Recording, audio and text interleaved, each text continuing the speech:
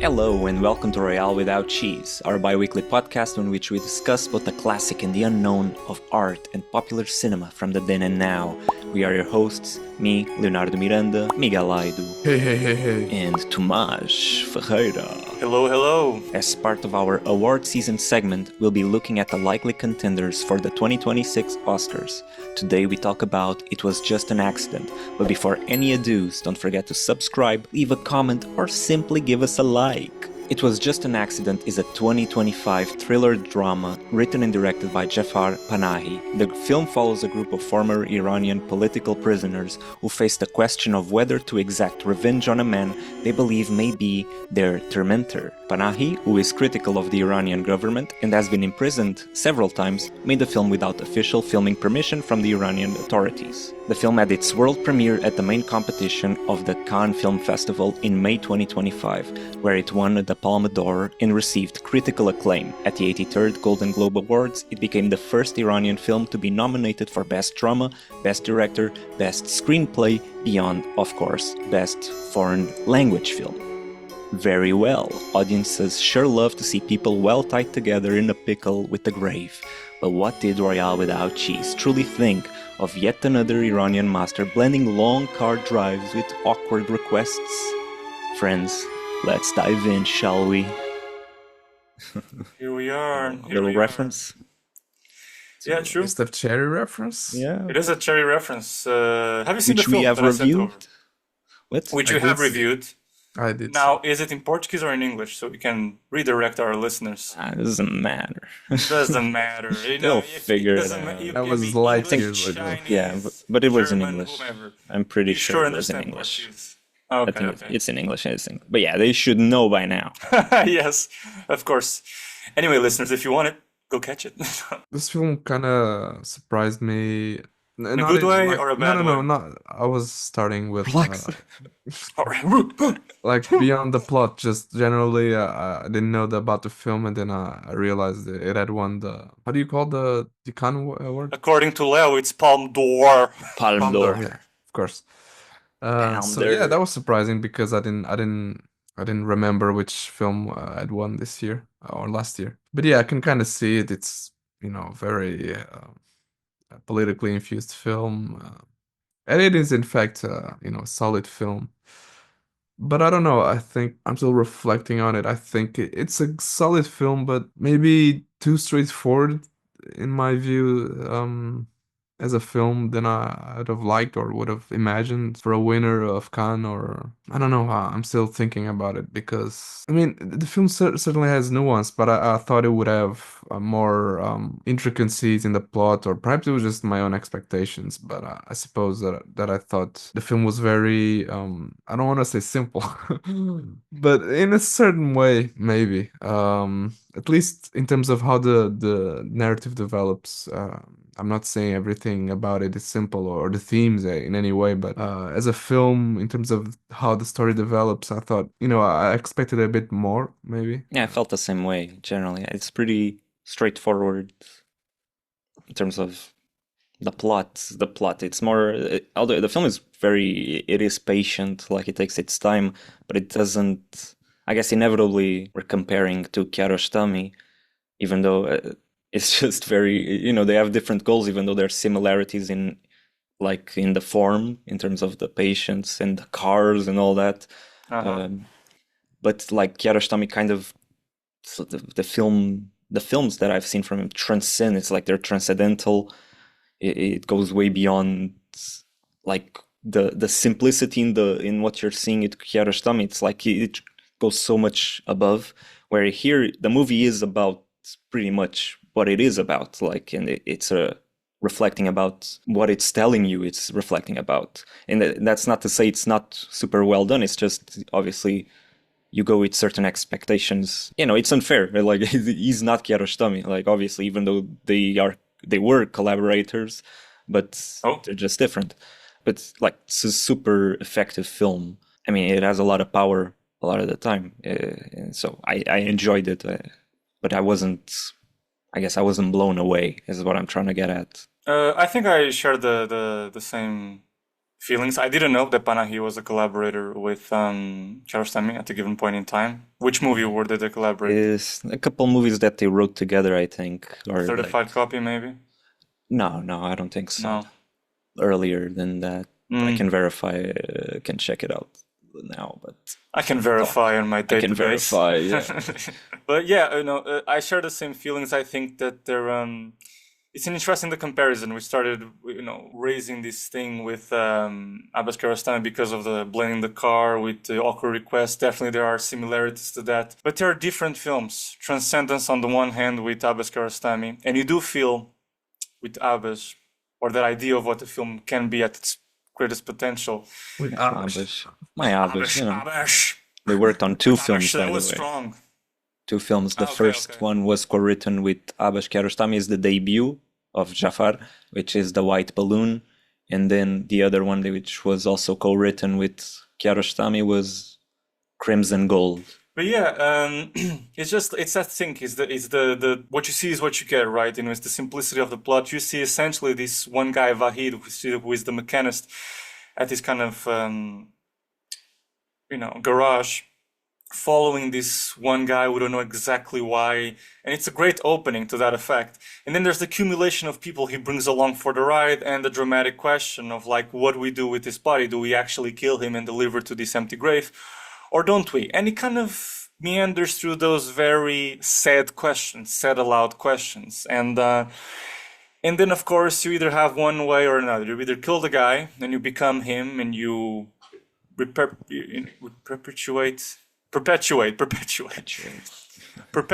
violence, right, and repeat it, those acts of violence, or overcome it and do something different. I think the ending to that effect, what he decides to do, is interesting. I'll say why in a bit, but you do feel like there's something missing. I do feel like I don't really get a sense of these people beyond the first impression. I get a sense of temperament with each of these characters, with Fahid, with Hamid, with Salah. It's a temperament, it's a mood. He's the angry dude, he's the dwarf number angry. He's dwarf lazy. He's like the Snow White dwarves. This multitude of people who have these emotion monikers attached to them. But I don't, and because it's just that, I don't have a sense of what are their wider questions on their day-to-day lives, so to speak. When actually with Taste of Cherry and the protagonist there, you just are allowed to imagine a whole world of possibilities regarding how each of these characters' way of thinking is, and in this movie, not so much. It's much more to do with the urgency of a pressing matter, a practical thing to solve, rather than, what are we all doing here with our lives? There's a little bit of that, but you don't feel it so much. But speaking to what I like about the film, what attracts me in it, the opening I find is very interesting because it opens not with the victim, but with the abuser. And he's a family man, he's in the car, that very static shot, that 3-shot actually, because it's him, the wife, and the daughter in the backseat of the car at night, just driving away. And it starts with this, with the title has a line, it was just an accident, because, there they are in the car, pop music going along, the daughter very happy to hear it, crank it up, dad. So it's this very light moment, and suddenly he drives over a dog, which we don't see the animal, and the wife justifies it as the daughter gets or becomes sad over it and doesn't want to listen to the music anymore, says it was just an accident. And if the dog was on the road, it was God willing. He was meant to be there. And it's interesting that there's a cut not to the same 3-shot, but to the father himself. And you see some resemblance, a shadow of guilt in all of this. It's as if what I found most interesting about this opening, in choosing to be with the abuser, not with the abused, the victims that are going to become our protagonists, is the fact that you really get an access to perhaps the humanity of this abuser, because the whole speech of the wife comes up in this conversation with a much younger daughter at the time, 7, 12, I don't know how old the daughter is. It's as if we're witnessing a future conversation where the mother or the father might explain their own sins, or rather the mother might explain to the daughter when she's older the sins of her own father as an inspector who interrogates and tortures people. It was just an accident, as if his wrongdoings, his actions were God willing, as if he was just a cog in a machine, which is how he justifies himself by the end when he's tied up to the tree, and he relentlessly says, I'm not the guy, I'm not Ekbab, your torturer, your tormentor, to Vahid. our main guy in this demand to bury his tormentor. But then he says he admits he is, and more than that, he justifies himself. But please, I'm just a cog in a machine, I'm ordered by other people above me. So there's these two arguments almost in this film between being a cog in the machine, doing things because it's God willing, or as at one point one of the characters mentions, are you like ISIS? You accept death because if you're truly good, you're gonna go to heaven anyways, and if you're truly bad, you're going to go to hell. As if death doesn't matter, it's just a portal to another universe, and you're gonna be saved or you're gonna be judged anyway afterwards. And if you're really good, you don't need to fear anything.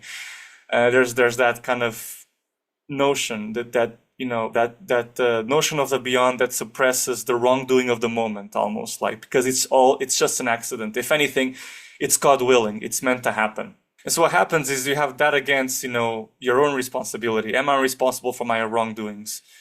And that is the question that kind of follows both the abuser and the abused, because the abused, our victims become our protagonists that once they get hold of this body, once they get hold of their tormentor, they're debating whether or not they should bury him. And that becomes the interesting thing philosophically. Do we perpetuate the wrongdoings of the past? Do we repeat the violence?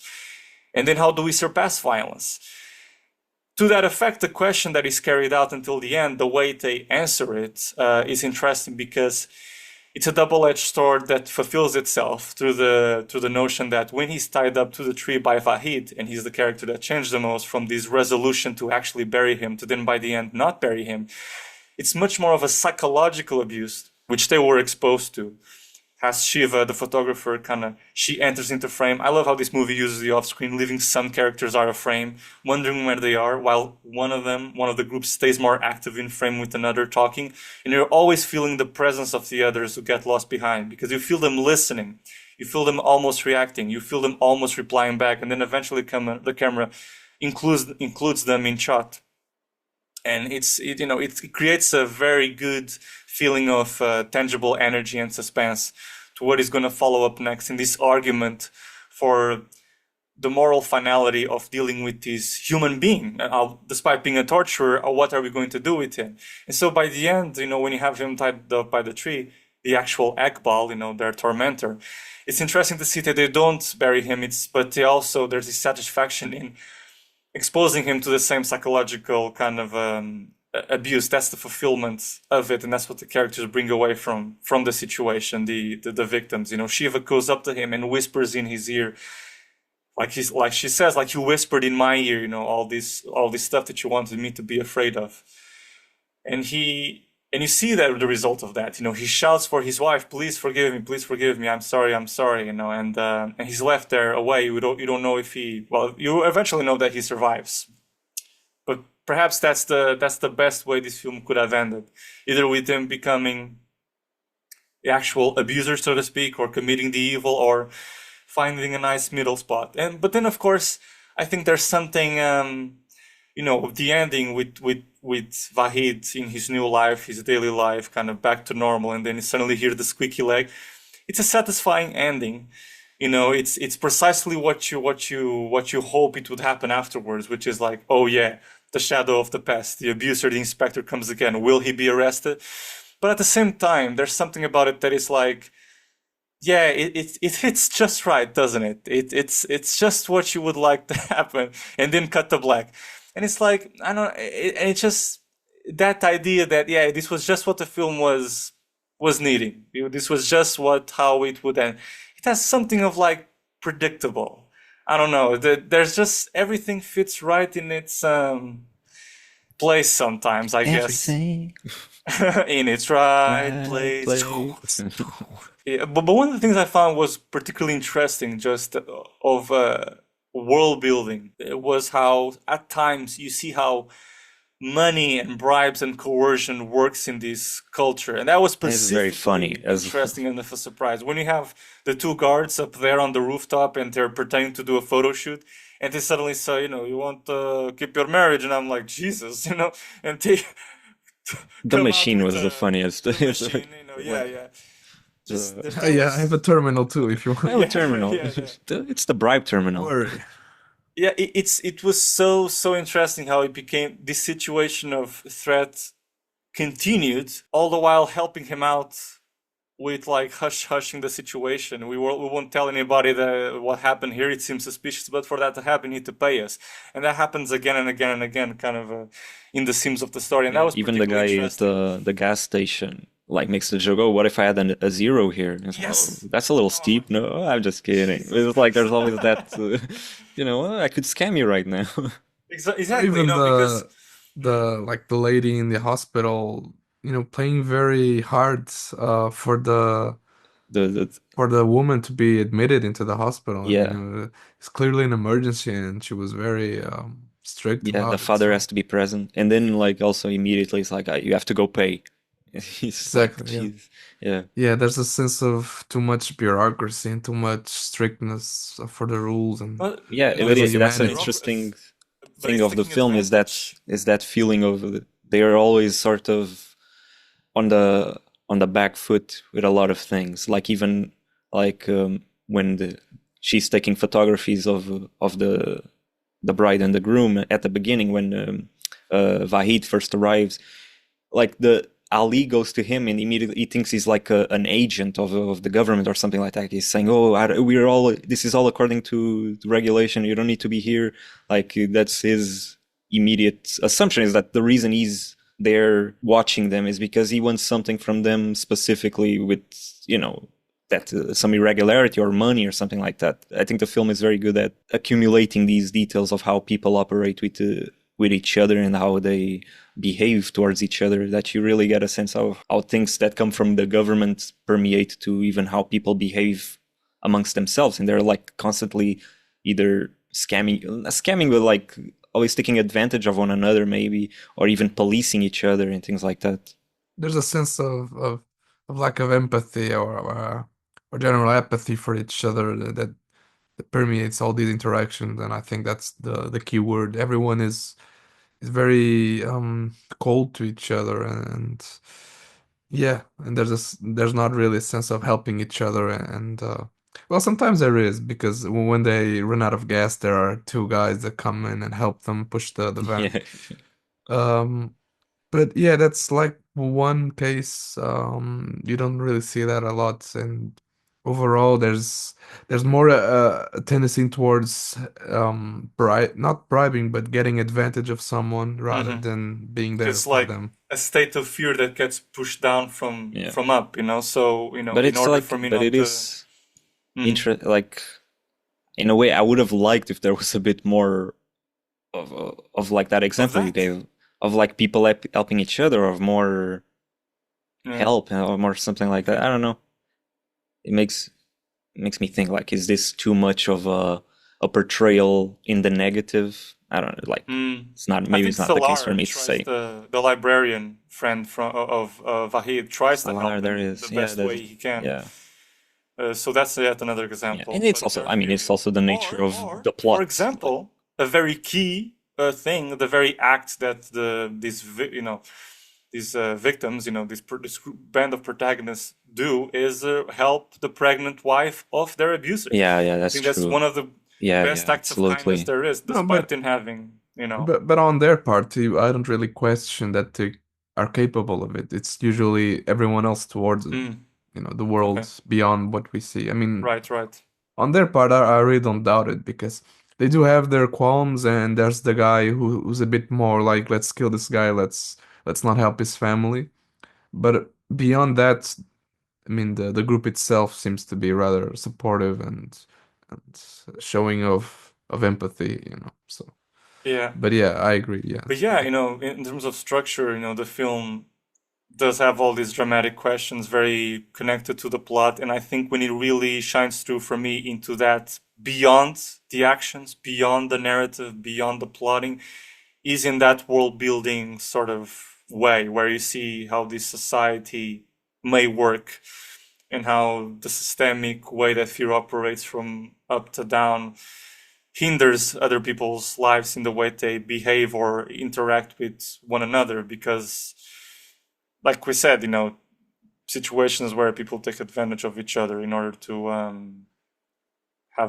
get a leg up. Yes, for me sometimes it's just on the narrative side itself and script wise. I think the dialogues sometimes, yeah, make for a too of a straightforward story. And for me, Yeah. it's just that sometimes they go a little bit beyond on the explaining. This happened to me. I was tortured. That they go a lot in that reminiscing about what happened and explaining a lot very clearly what their torture was and what happened to them. And it felt sometimes that, Like a theater play, maybe. yeah, I mean, okay, yeah, I can see Because, for it. example, that scene in the desert with the tree, where they are all sitting down and the camera pans one side to But the I other, and think there's that's one guy more monologuing. framing. Felt no, For no, sure, I agree. the guy But I think, monologuing, interacting with the others. You there? No, no. It felt a yeah, lot yeah. like a theater, you I know. think it definitely there is a sense of theatrics in that scene, but to me more because of what you said specifically of the framing and the fact that there's a dialogue, a monologue, rather than the contents of the monologue itself. For me, a monologue isn't inherently theatrical, or maybe it is, but to me, the main problem is the fact that they go very explanatory in the monologues and in the interactions that they have. So yeah, there is that sense, but to me the problem letting us know too much through that device, their backgrounds and what happened to them, and often in outbursts of rage, like they're so maddened that they have to share, and sometimes it feels a bit easy to know all the information this way rather than in some other way, which I'd have to think about. But I mean, sometimes it feels like too much that they're clashing, and in the moment of the clash, in the rage of what happened, everything comes out. And here and there, I mean, I'd accept, and I think it's fair and makes sense considering what they went through and the characters. But in other cases, it just feels too much or in excess. But of course, because of it, it does have a theatrical sense, and it is interesting to see it in that light. I think it makes for an interesting experience, and I do enjoy it seeing that. But it isn't sometimes very realistic either, Yeah, I understand which is that. ironic because it's theater, I think it's what happens.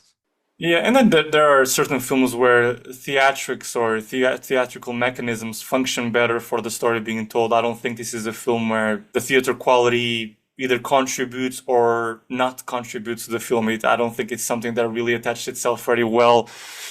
Or like, I don't know for sure if that was an idea in his mind, but that scene in particular had something to it to that effect. I don't think. I think maybe there's also a matter of the like filming the way he does, without permits, without being allowed to. He's doing it illegally in his Yeah. country. I mean, he's not gonna have huge budgets probably, and so he's trying to be as small as possible in terms of the situations he creates, but he also wants to communicate the horrors that the characters went through. Through the dialogue in this manner is probably one of the most effective ways you can do it. Yeah, that's true. And I mean, to me, it didn't. I see what you mean now. And there's a few moments I also felt, this is a little, explanatory. But generally speaking, I felt I accepted it pretty well. And I do love that scene in the desert. I think it's super engaging. Just the camera going around and the different subjects the girl is. Shiva is against the tree. It is very theatric to in a way that I found really interesting.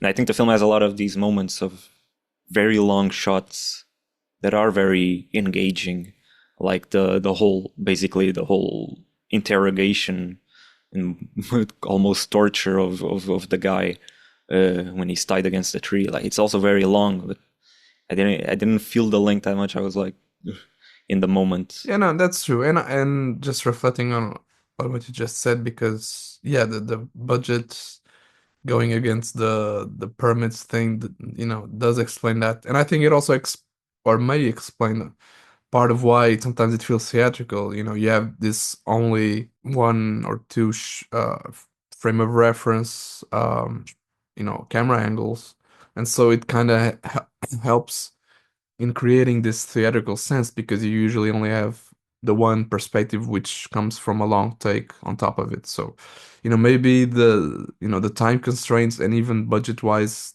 didn't really help to give scenes, extra angles and extra frames and extra other versions of how to shoot the scene. And perhaps by making it limited and just very constrained, it did help in creating that sense. I don't know, it's just a theory, and I'm not sure if it explains everything, but it might explain in certain scenes, especially when they're in the city, and you may imagine that there clearly was more constraints in that sense, and so they opted for just one shot and one angle. Maybe, yeah, I'm not sure. Yeah, I imagine in the city is more like almost guerrilla type filmmaking. You just put the camera. If you think about it, there are a lot of shots inside the van and seeing the city from the van. So True. it's Yeah. quite interesting to see that perhaps he used that as a way to pass undetected, Yeah. so to speak. Yeah. It's one particular curious shot, I think, to that effect is when Vahid kidnaps Ekbab for the first time, and he kind of goes around this U-turn, and you are just following this very hypnotic circling around the guy, and it's, geographically speaking, the blocking of it, to understand where the guy is, kind of confuses you a little bit. But you're meant to be like, where is he going? What is he doing? You kind of lose the guy from sight, and eventually comes as a surprise that he kidnaps him, because you're not at that point clear of his intentions. And Yeah, exactly. on that note, it's very interesting to see the opening where it leads, because there's a transference of protagonism from the abuser to this first abuse, Vahid, who is this guy we accidentally meet at the garage, and he hears the presence of this squeaky leg from Peg Leg, Ekbab, yeah. And he just follows him, and he keeps on the trail of him. And it's interesting because nothing is said. We just see his interest for this guy, and we see how he's afraid. He sees as he's unsure, and just follows him. What is this guy that just coincidentally happened to cross with this other guy, one from this complete stranger who has a family, a wife, a daughter? What is he going to do to him? What is behind all this? That's particularly interesting, and I was very hooked from that moment on to what could happen. And on one small note regarding the theatrics, I thought it was interesting that a character in the movie commented that the tree in the desert reminded him of the Waiting for Godot play. Because when I saw the tree for the first time in the film, I said, Waiting for Godot. I said that, and then they were like, Waiting for Godot. Oh, all right. That's what I said. It's pretty funny when a movie does that. You have the thought before it happens. You're not quite sure if it's going to happen. Then they say it. Oh, yeah, cool. I also like the fact that, in other attributes to the film, the mechanism of the plot itself, what makes it effective and interesting, is how Vahid then goes, when he becomes doubtful about the true identity of the body, he goes from person to person, trying to find someone that gives him certainty. And it's interesting to just pull away these people from their day-to-day lives, but these are people that have come out from prison, come out from torture, months or years ago that has ended, and they have gone on to new lives and have established some sense of normality, and you see them in that normality. I particularly like the photographer, who is steeped in her day-to-day routine, just talking with her boss and trying to make this very lovely thing, happy thing happen, which is just this light stuff that is wedding photography. And this dude comes out with a van and starts to pull her away to this underworld of crime. These regular people become criminals, so to speak, because they're invited to do something that is outside of the normality of the day-to-day lives. Who wants to bury someone, even if it's their abuser? It's a complicated thing. Of course, you have the feelings of rage, you have the feeling of revenge, right? But it's we have to deal with the practical action of doing it, and the disruption that it causes in your day-to-day life. It's really complicated, and it's really interesting to see the blocking in that scene where she goes from the terrace to the veranda, to the balcony, and tries to take pictures of them. But Vahid still stays in the terrace smoking and making pressure upon her, and she's just looking at him like, and you can clearly see the written words on the script as she looks disturbed, as she looks down on Vahid. She clearly is, you can kind of see the screenwriter when we wrote that moment, she's trying to do her work, but she can't. She goes down, she calls Salar, So yeah, that was one of the interesting kind of elements of what does it mean for someone to carry out this deed and involve more and more people on this thing. Yeah, but it's interesting how all of them, you know, despite whatever's, you know, residual indecision they may have, they all end up going, and it's interesting to see that it doesn't take a lot of convincing, to some degree, but it doesn't take a lot of convincing for them all to enter the van and to go to this unknown, you know, place and do this unknown act. Not unknown in the sense that they don't know what it'll be, but whether if it's gonna be done or not. And it's interesting to see that play out. You know, they may not know if it's gonna end up, but they want to go. They want to try to see if they can have some closure, and it's interesting to see that what that you said. You know, no matter how long it happened ago, they're still drawn to this quest, to this yeah, to this fulfillment of some pent up Payback. rage and payback, and it's clearly something that really touched them and really traumatized them, you know, more than touched them. I mean, so yeah, and then it's interesting how that plays out, how the different characters express varying levels of certainty about doing that. And you know, I think picking up on what you said in the beginning, they do show some level of complexities in this regard, more than just the temperament. But yeah, but sometimes it is left a bit only to raw emotions and explosions rather than more complex things. But it is kind of hard to differentiate them when the thread that they all have is this common experience. So how do you explain different lives when the whole thing that brought them together is the fact that they were all tortured under this guy? So it's not easy to begin with, but yeah, but still, it did feel sometimes like that they were all just explosions of temperament rather than more complex beings. But I was just thinking out loud that it's like it's an interesting question, you know. Like it is an insane thing to do, to get out of the car, smash a guy with an hammer, and put him in your van. Like is objectively crazy. Do it like in broad daylight, especially as well. But when you understand the root of his problem, right, the torture that he and so many other people went through, you're like, okay, I understand the impulse there. I understand his, and everyone's like, all the characters here, it's like if the government and if the people who, because the government is like, it's an idea, but like someone has to do these things, like, and they're just your neighbors, there's people that are walking around. Like if they're allowed to do that to us, why can't we do that to them? You know, that's essentially one of the matters here at hand. But you know, at the end, they don't do it. I mean, they have a little bit of revenge with the whole thing in the tree, but they're not able to. I mean, because it's such an immoral act that how do you justify it? But the question is like the Ekbal, the guy, he did it. Like he was able to do it fully.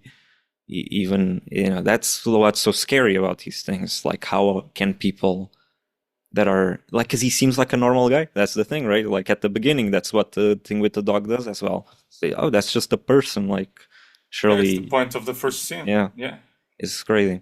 But yeah, and then I think it's a good tie-in with the saving of the wife that has the baby. Makes things extra complicated because they see, especially for Vahi, that he is just a person like them, and that makes things complicated. It doesn't forgive him, but makes things complicated towards how do we deprive this daughter from her father, even if this father has deprived me from my wife and etc. You know, it's a very complicated question. And that's all for today. If you'd like to reach out and suggest a film for the next episode, you can find us on the podcast official Instagram and website pages. Feel free to subscribe, share this episode, or simply give us a like. That's how our podcast can grow ever more groovy. And if you're on YouTube and want to see more videos like this, check out this next video right here.